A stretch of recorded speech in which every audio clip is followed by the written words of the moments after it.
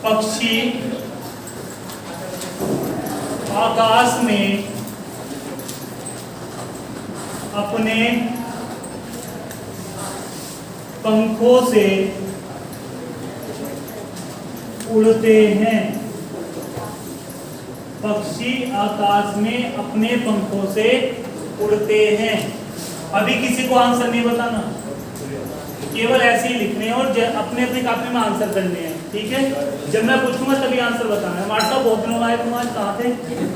हैं? तुम्हारी बहुत याद आ रही थी मुझे। दूसरा लिखना है, राधा पैरों में घुंघरू बांधकर, राधा पैरों में घुंघरू बांधकर नाच रही है। राधा पैरों में घुंघरू बांधकर नाच रही है। तीसरा वाक्य है, गेहूं पिस रहा है। गेहूं पिस रहा है। ये सारे वाक्य बेटे वही हैं जो एग्जाम में बार बार आते हैं।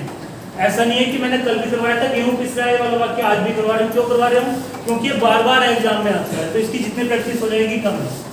तीसरा है, गेहूं पीस रहा है। गेहूं पीस रहा है। नेक्स्ट वाक्य है,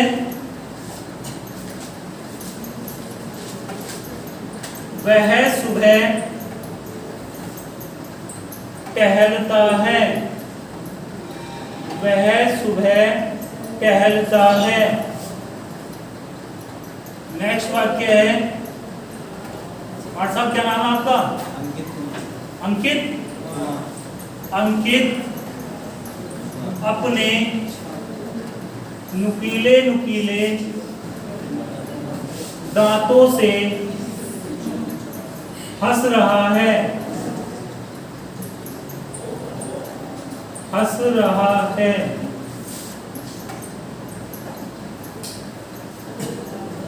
वह साइकिल से 5 किलोमीटर चलता है। वह साइकिल से 5 किलोमीटर चलता है। श्याम ने पत्र लिखा। श्याम ने पत्र लिखा। नेक्स्ट वाक्य है, बूंद बूंद से घड़ा भरता है। बूंद बूंद से घड़ा भरता है। नेक्स्ट है, आज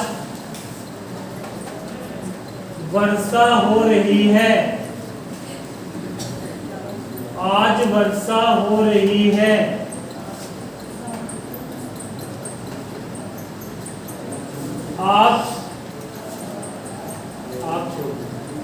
आज वर्षा हो रही है। कितने हो गए? 2, 4, 6, 8, 10। नेक्स्ट कुल, विपदा मुझे घबराती है। विपदा मुझे घबराती है। नेक्स्ट है, जी घबराता है। जी घबराता है।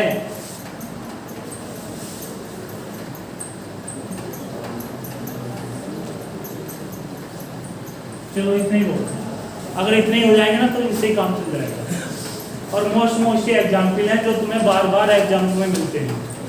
भैया अपने आप लिख लिए ना कि कौन सी क्रिया है, सकर्मक है, अकर्मक है। उसके बाद मैं बताऊंगा। 2 मिनट का टाइम है आपके पास। इनके आगे नाम लिखो जो भी आपको लगती है, सकर्मक, अकर्मक, जो भी लगती है।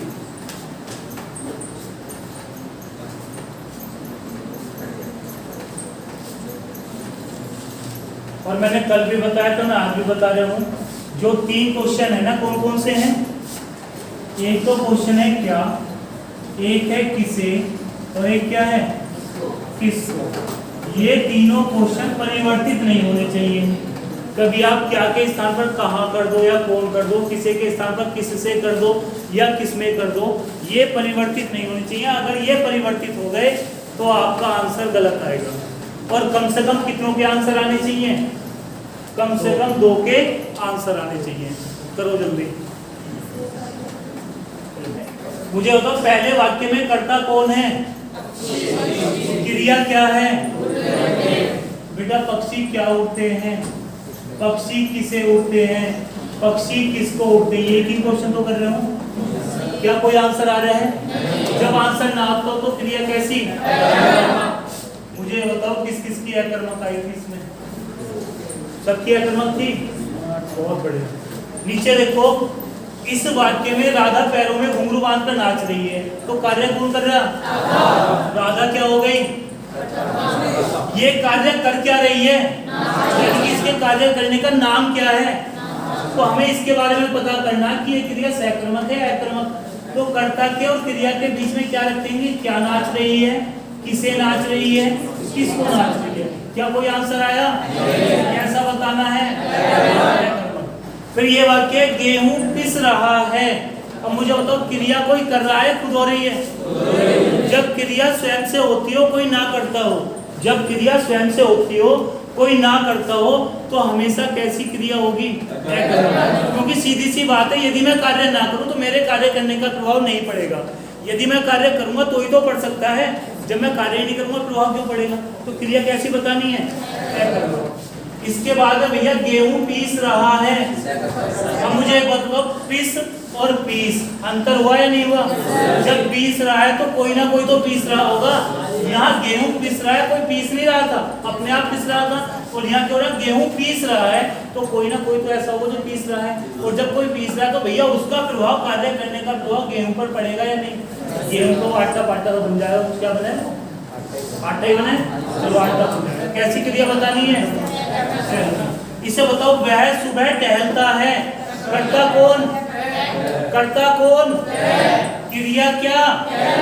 क्या टहलता है? किसे टहलता है? किसको टहलता है? कोई आंसर आ रहा है? जब आंसर ना आता हो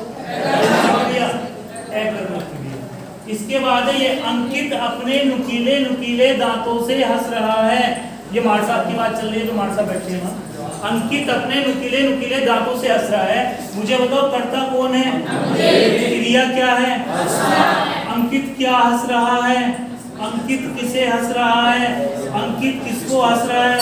कुछ पता चल रहा है? खुद ही तो हंस रहा है। खुद ही तो हंस रहा है, तो खुद हंस रहा हो तो क्रिया कैसी? इसके बाद वह साइकिल से 5 किलोमीटर चलता है। कर्ता कौन? क्रिया क्या? क्या चलता है? किसे चलता है? किसको चलता है? कोई आंसर आया? अगर मैं पूछना कितना चलता है, इनका रूप बदल दूं तो आंसर चेंज हो जाएगा, आंसर आएगा और आप बताओगे सकर्मक क्रिया है। तभी मैंने बार बार बोला कि इनका रूप नहीं बदलना। यदि इनका रूप बदल गया, इनमें विभक्तियों का प्रयोग गलत कर दिया, तो आंसर भी गलत ही आएगा। अब इसका मतलब क्या है कि वह क्या चलता है, किसे चलता है, किसको चलता है? कोई आंसर आया? क्रिया कैसी बतानी है? श्याम ने पत्र लिखा। कर्ता कौन? क्रिया क्या लिखा? किसे लिखा? पत्र को। किसको लिखा? पत्र को। आंसर मिल जाए नहीं? और जब आंसर मिल जाए तो क्या बताना है? बूंद बूंद से घड़ा भरता है। बूंद बूंद से घड़ा भरता है। इमेजिन करो बारिश हो रही है और आपने घड़ा बाहर रख दिया। बारिश हो रही है, आपने घड़ा बाहर रख दिया, आप तो अंदर बैठे हो, तो बूंद उसमें डली, मतलब बूंद गिरी ऊपर से और घड़ा भर गया। किसने कोई क्रिया की? जब क्रिया नहीं की ना, तो क्रिया कैसी? यहाँ कर्ता कोई नहीं है। यदि मैं लिख दूं कि भैया ये जो अंकित था, जो नुकीले नुकीले धातु से हंस रहा था, अंकित ने बूंद बूंद से घड़ा भरा, इस तरीके से मैंने वाक्य लिख दिया कि अंकित ने बूंद बूंद से घड़ा भरा, तो क्रिया की है अंकित ने, तो क्या भरा? घड़ा। किसे भरा? घड़े को, तो प्रभाव पड़ जाएगा। लेकिन ये खुद से क्रिया हुई, और जब खुद से क्रिया होती हो तो कैसी बतानी है? इसके बाद आज वर्षा हो रही है। क्या इसमें कोई करता है? नहीं है ना। और क्या हो रहा है? वर्षा क्या हो रही है? वर्षा किसे हो रही है? वर्षा किसको हो रही है? जब कर्ता ना हो तो कर्ता किसे मान लेते हैं? जो कार्य हो रहा हो। जो कार्य हो रहा है। हमने बताया कि वर्षा क्या हो रही है, वर्षा किसे हो रही है, वर्षा किसको हो रही है, कोई आंसर मिल जाए भाई स्वयं से तो वर्षा हो रही है। कैसी क्रिया बतानी है, कैसी बतानी है। इसके बाद है विपदा मुझे घबराती है, करता कौन, मैं, करता कौन है, ये मुझे ही तो करता है, क्योंकि घबरा किसे रही है, मुझे घबरा रही है। लेकिन एक बात बताओ, ये कर्ता का कार्य ये कर रही है, ये कर रहा है, कर्ता का कार्य यानी कि कार्य कौन कर रहा है, घबराए किससे रहा है। देखो ये तो घबरा रहा है, लेकिन घबरा किसकी वजह से रहा है, विपदा की, तो कर्ता क्या बन जाएगा, विपदा। विपदा क्या घबराती है, विपदा किसे घबराती है, किसको घबराती है, आंसर मुझे आएगा या नहीं। और जब आंसर आएगा तो क्रिया कैसी, जी घबराता है। बताओ कैसी क्रिया, जी घबराता है। क्वेश्चन करो, जी क्या घबराता है, जी किसे घबराता है, जी किसको घबराता है, कोई आंसर आया। और जब आंसर ना आता हो तो कैसी क्रिया बतानी है। अब मुझे बताओ अकर्मक सकर्मक में किसी को कोई दिक्कत है, अगर अब भी तुम्हें दिक्कत रह गई ना तो बेटे इसे क्या कहते हैं, ये बताओ मुझे, क्या कहते हैं इसे, चुल्लू कहते हैं ना। 4 बूंदे डालना इसमें और डूब के मर जाना, इसका मतलब पता है क्या है, चुल्लू भर पानी में डूब मरना। मतलब क्या होगा इसका, इसका मतलब होगा शर्म करो, शर्म करो, बहुत बड़े बालक हो गए तुम, बड़े बूढ़े हो गए, मुझसे भी बड़े हो गए, कई सारे तो ऐसे जो मुझसे भी 10-15 साल बड़े होंगे। जैसे वो बैठा मारसा 25 साल बड़े हैं मुझसे, बताओ हैं। और तुम अब भी अगर समझ में ना आ रही हो तो इससे ज़्यादा बारीक या इससे ज़्यादा बेसिक नहीं पढ़ पाओगे, ठीक है। इसके बाद क्रिया लिखना, द्विकर्मक क्रिया, क्रिया का नाम है द्विकर्मक। सकर्मक के जैसी होती है द्विकर्मक भी।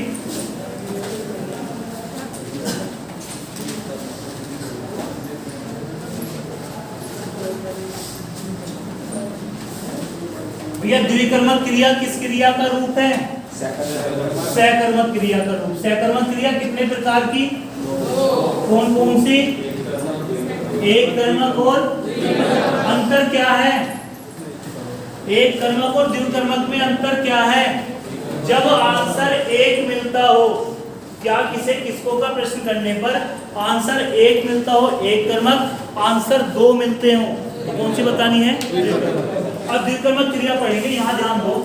सबसे पहले द्विकर्मक शब्द लिखा है, इसका मतलब क्या है, द्वि का मतलब क्या है, 2, और कर्मक का मतलब मैंने कल भी बताया था, क्या होगा इसका मतलब, कर्म।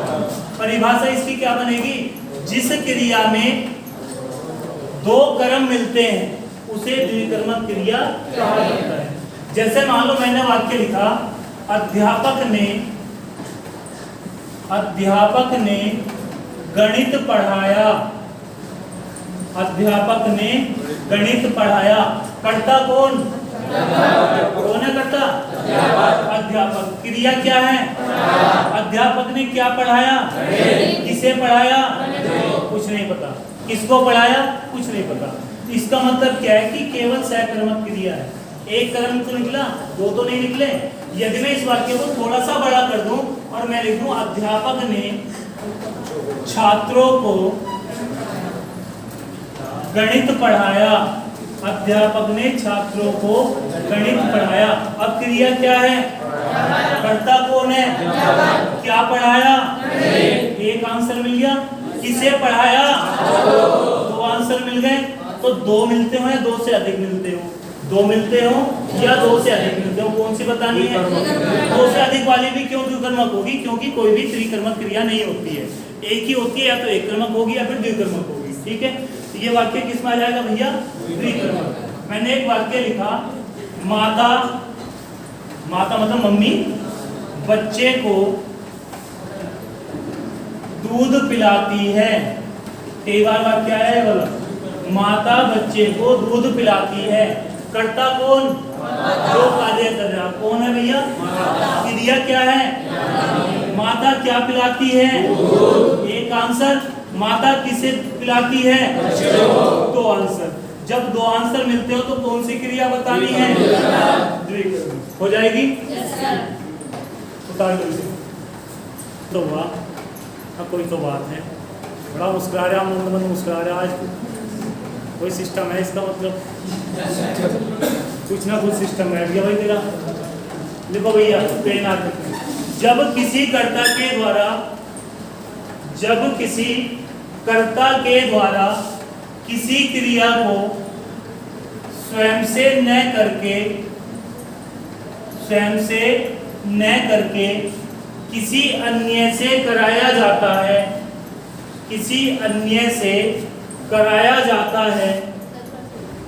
जब स्वयं न करके किसी अन्य से कराया जाता है, उसे प्रेरणार्थक क्रिया कहते हैं। यह प्रेरणा का मतलब ही ये होता है कि मैं कुछ कहूँ और आप करो। मान लो जैसे मैंने कहा कि आप पढ़ लो, आप मेरे अनुसार पढ़ लिए तो मेरी प्रेरणा से ही तो पढ़े हो। प्रेरणा का मतलब ही ये है। और यहाँ है प्रेरणार्थक क्रिया, तो ऐसा कार्य है जो स्वयं मैं ना करूँ आपसे कराऊँ, मैं ना करूँ आपसे कराऊँ, और आप उस कार्य को खुद कर दो, या फिर आप खुद ना करके किसी अन्य से करा दो, तो भी प्रेरणार्थक की क्रिया है। यह क्रिया दो प्रकार की होती है। एक तो होती है भैया प्रथम प्रेरणार्थक, और एक क्रिया का नाम है द्वितीय प्रेरणार्थक। एक है प्रथम और एक है द्वितीय प्रेरणार्थक। थोड़ी सी बात ध्यान देना बोर्ड पे, यदि एक चीज समझ गए तो कोई दिक्कत नहीं आएगी, वरना भैया दिक्कत ही दिक्कत है। देखो एक शब्द है मूल क्रिया। मूल क्रिया कौन सी होती है? मूल क्रिया किसे कहते हैं? मूल क्रिया कहते हैं जब मूल धातु शब्द के साथ केवल ना प्रत्यय जुड़ा हो। मूल धातु शब्द के साथ कौन सा प्रत्यय जुड़ा हो? जैसे मान लो मैंने खा शब्द लिखा और इसके साथ के जोड़ दिया। अब ये जो शब्द बना खाना, ये कौन सी क्रिया है? मूल क्रिया है। आई बात सुनने। लेकिन इसके अंदर क्या है, जब हमें इससे प्रेरणार्थक बनानी हो, जब इससे कौन सी बनानी हो? प्रेरणार्थक। तो इस खा शब्द के साथ या तो भैया प्रेरणा मतलब क्रिया जोड़ दो आना, या फिर प्रत्यय जुड़ जाएगा आता। या तो क्या जुड़ेगा? आना, या फिर क्या जुड़ेगा? आता। यदि मैंने शब्द लिखा खिलाना या शब्द लिखा खिलाता, क्या क्या लिखा है? खिलाना, खिलाता। अब सोच के देखो कि वह खाना खिलाता है, वह खाना खिलाता है। क्या वो खुद कार्य कर रहा है? दूसरे से करा रहा है ना। लेकिन करता तो मेन वही है, क्योंकि अगर वो ना खिलाता तो दूसरा कोई खा लेता। फिर वो खाना खिलाता है या वह खाना खिलवाता है। अब जब मैंने ये कहा कि वह खाना खिलाता है, तो इसका मतलब है कि जैसे मैं अपने आप को बोलूं कि मैं खाना खिलाता हूँ, तो मैं काम करूंगा और आपको खाना खिलाऊंगा। मैं कहूँ मैं खाना खिलवाता हूँ, तो उस समय आप भी कार्य नहीं करोगे। मैंने आपसे कहा कि खाना खिला दो और आपने किसी और को खाना खिलाया, फिर आप नहीं खा रहे, फिर आप भी किसी अन्य से करवा रहे हो। तो यहाँ प्रथम और द्वितीय प्रेरणार्थ में केवल इतना सा अंतर है। जब आना या आता प्रत्यय जुड़ा हो तो कौन सी बतानी है? प्रथम प्रेरणार्थक। और जब भैया इसके साथ वाना या वाता क्रिया जुड़ी हो, कौन सी बतानी है? द्वितीय प्रेरणार्थक। जैसे खिलाना था तो इसका शब्द का क्या बनेगा? खिलवाना। और दूसरा क्या बनेगा? खिलवाता। बन जाएगी ना? हो जाएगी प्रेरणार्थक। क्या क्या याद रखना है कि यदि किसी भी मूल शब्द के साथ ना प्रत्यय जुड़ा तो केवल मूल क्रिया या मूल धातु क्रिया, ठीक है। किसी शब्द के साथ ना के स्थान पर आना जुड़ जाए या आता जुड़ जाए, कौन सी क्रिया? प्रथम प्रेरणार्थक। वाता जुड़ जाए या वाना जुड़ जाए, कौन सी क्रिया? द्वितीय प्रेरणार्थक। शब्द लिखो पी प्लस ना बराबर क्या बनेगा? पीना।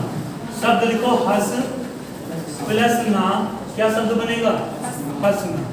शब्द लिखो रो प्लस ना, क्या बनेगा भैया? रोना। शब्द लिखो, छोड़ो इनसे बना लो, यही बोलते हैं। इनकी यदि बना लो तो हो जाएगा प्रेरणार्थक। यही क्या प्रेरणार्थक? बोलूं क्या बना लोगे अपने आप? हाँ, जैसे मान लो एग्जाम्पल बोल रहा है कि मैंने बच्चों से लिखवाया। अब मैंने कार्य थोड़ी किया था, कार्य तो बच्चों ने किया है, लेकिन मेरी प्रेरणा से किया है। मैंने बच्चों को पढ़वाया, मैंने बच्चों को पढ़वाया। अब ना तो मैंने पढ़ाया, मैंने किसी से बोला तू पढ़ा दे आगे, उसने पढ़ाया और बच्चे पढ़े, तो वो कौन सी क्रिया है? द्वितीय प्रेरणार्थक। जैसे मैंने पढ़ाया तो भैया प्रथम प्रेरणार्थक, पढ़े तो आप ही। फिर मैं कहूँ कि मैंने बच्चों को पढ़ाया, तो मैं थोड़ी पढ़ाऊँ, पढ़े कौन है? आप पढ़े हो, तो आपने क्रिया की है, करवाई मैंने है, तो प्रथम प्रेरणार्थक है। मैं कहूँ कि मैंने बच्चों को पढ़वाया, तो अब मैंने भी क्रिया नहीं की, आपने भी नहीं की, आप किसी और से करवाई गई है, और जिसने की है उससे बच्चों ने कार्य किया है। और प्रथम प्रेरणार्थक के स्थान पर कौन सी हो जाएगी?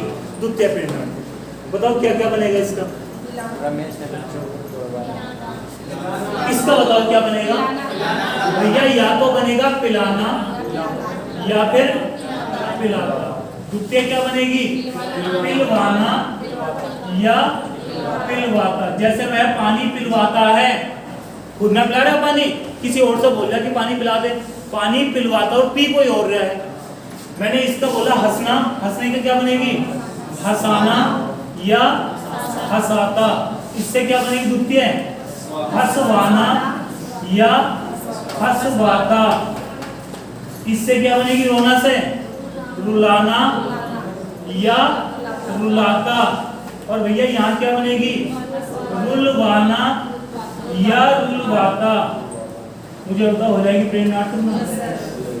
आसानी है कुछ है पूरी क्रिया में, बहुत आसान होती है क्रियाएं, बस थोड़ा सा दिमाग की नसें खोल कर बैठना होता है।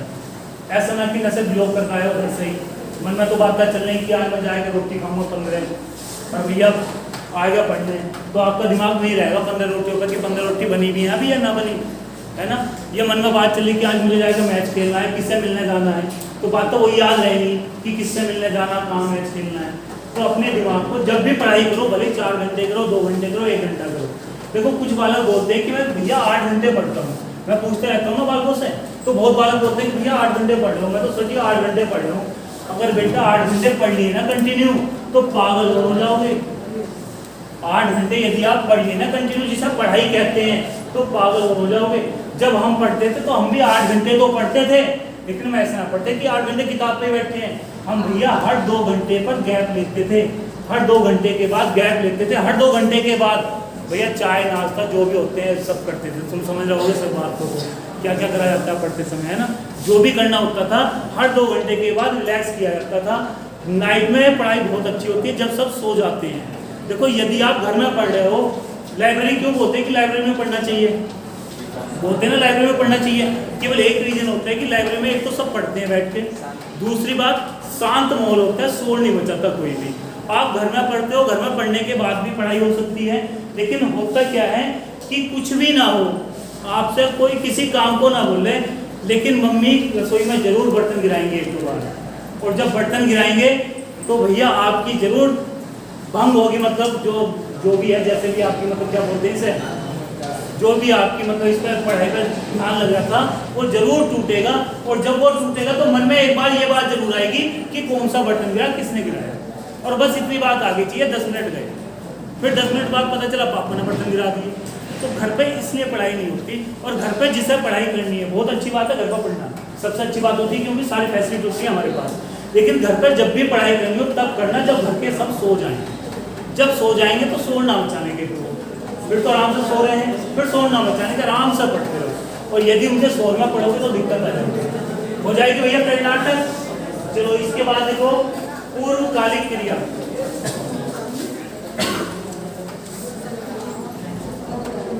क्रिया का नाम है पूर्वकालिक क्रिया।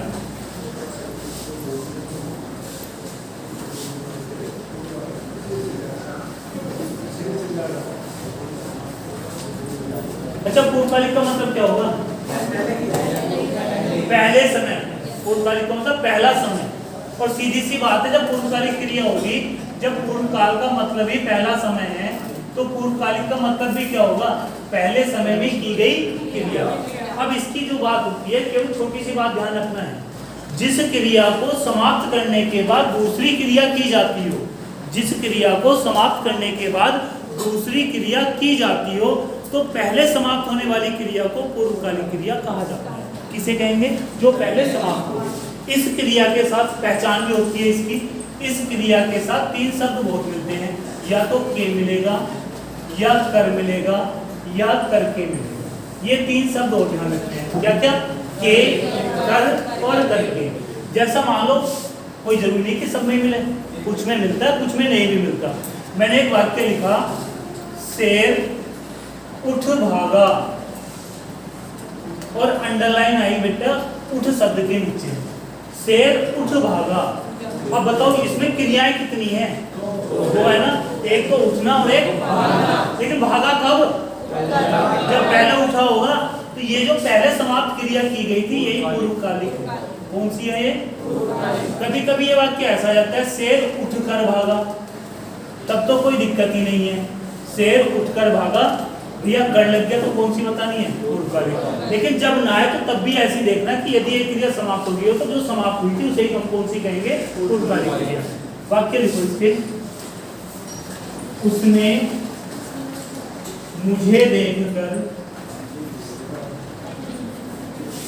रोना शुरू कर दिया। उसने मुझे देखकर रोना शुरू कर दिया। अंडरलाइन आएगी देख करके नीचे। बताओ कौन सी है? पूर्वकालिक या नहीं?